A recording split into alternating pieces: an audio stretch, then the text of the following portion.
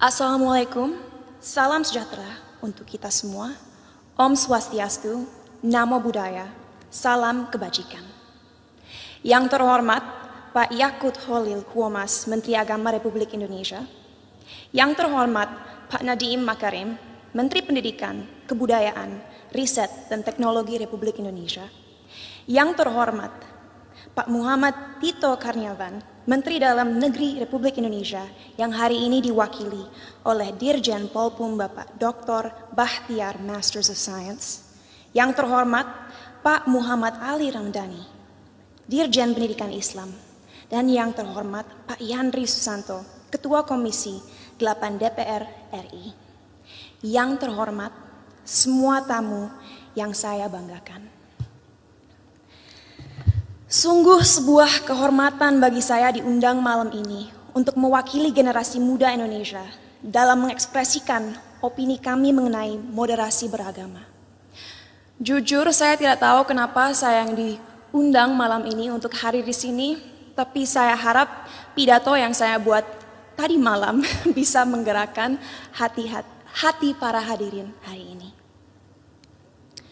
Sebagai generasi Z dan milenial, kamilah generasi yang akan bertanggung jawab dalam beberapa tahun ke depan atas arah yang akan diambil negara ini untuk menjadi negara yang lebih maju, modern, sejahtera, dan tentunya terkemuka di mata dunia. Thank you. Tapi nilai-nilai apa saja yang harus kita terapkan kepada masyarakat Indonesia agar mimpi-mimpi ini bisa terrealisasi? Pada saat ini, kita dalam situasi sulit, di mana adanya polarisasi dalam opini masyarakat. Terlihat jelas bahwa adanya ketidaksepakatan tentang apa yang dibutuhkan negara ini agar bisa benar-benar menjadi kesatuan yang kuat. Dalam satu sisi, generasi muda sekarang mempunyai keinginan besar untuk mempromosikan budaya dan identitas bangsa. Kami percaya akan pentingnya untuk negara-negara di luar sana melihat potensi, keunikan, dan kehebatan negara ini. Tapi di sisi lain, sampai detik ini, kita semua masih sering berkelahi dan menjatuhkan satu sama lain hanya karena perbedaan ras, suku, dan terutama agama. Bagi saya pribadi, hal tersebut sungguh ironis. Karena bukankah pasal 1 dari Undang-Undang PNPS mengatakan bahwa adanya 6 agama utama di negara ini?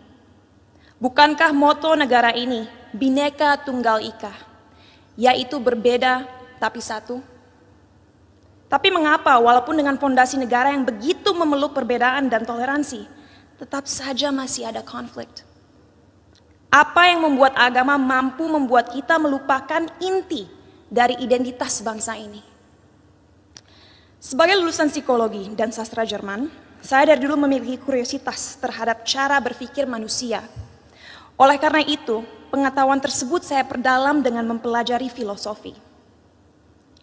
Sampai detik ini, saya tidak akan pernah lupa akan apa yang dikatakan oleh salah satu filsafat paling berpengaruh sepanjang masa, yaitu René Descartes.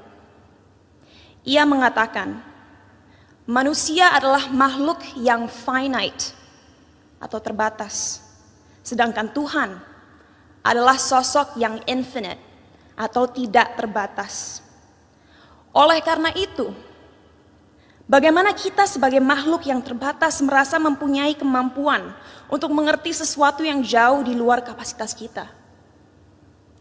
Bagaimana kita sebagai makhluk yang terbatas bisa memahami esensi dari sesuatu yang tidak terbatas? Inilah salah satu akar dari masalah yang kita miliki dalam masyarakat Indonesia sekarang. Karena pemahaman yang terbatas dan pemikiran yang tidak kritis, orang-orang terjebak dalam cara berpikir di mana mereka telah memanusiakan Tuhan.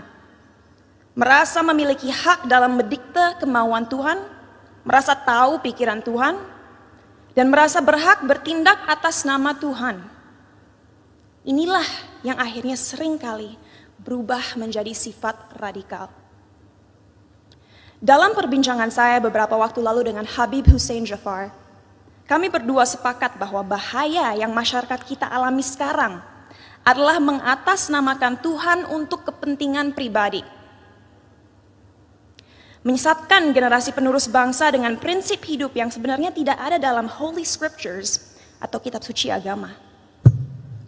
Kenapa bisa seperti itu? Karena kita kurang membimbing dan memberikan masyarakat tools yang dibutuhkan agar bisa memahami sebuah ajaran dengan akal kritis. Sehingga mereka menjadi tersesat dalam cara berpikir mereka dan lupa akan pentingnya menyeimbangi segala ilmu yang dipelajari dan dimiliki dengan nilai-nilai yang ada dalam budaya, sains, ataupun aliran pemikiran lainnya.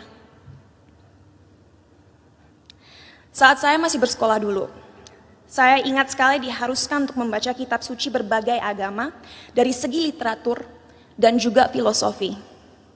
Sehingga saya diberikan kesempatan untuk bisa memahami keindahan setiap agama dan sadar bahwa pada akhirnya fungsi terbesar agama adalah satu, yaitu untuk membimbing kompas moral manusia, untuk mengingatkan manusia bahwa kita harus memperlakukan satu sama lain dengan hormat, bahwa kita harus bersyukur dan bahwa kita semua harus sadar bahwa waktu kita di dunia ini hanyalah singkat dan terbatas. Oleh karena itu, ingatlah untuk selalu menjadi seseorang yang rendah hati dan siap membantu satu sama lain.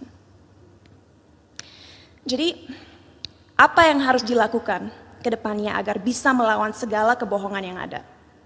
Apa yang kita bisa lakukan untuk memberdayakan rakyat bangsa ini? Saya rasa jawabannya cukup jelas.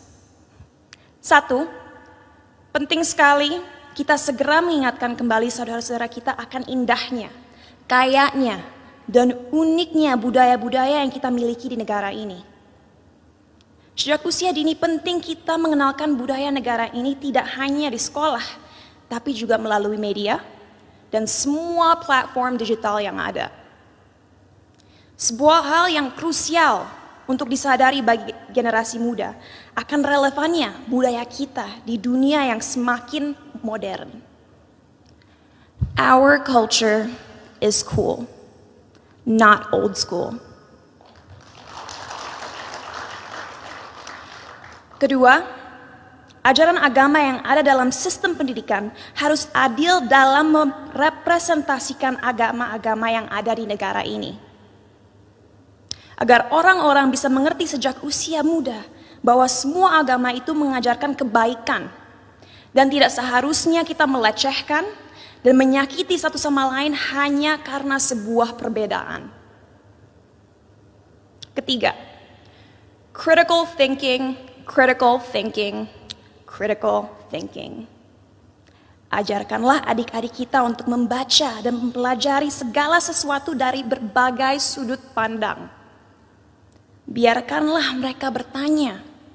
Tumbuhkanlah rasa ingin tahu mereka sehingga mereka tidak mudah dipengaruhi dan dijajah pikirannya. Dan terakhir, gunakanlah teknologi yang semakin canggih sebagai alat yang dapat terus menyebarkan nilai-nilai toleransi. Agar negara ini bisa kembali menjadi Indonesia sejati.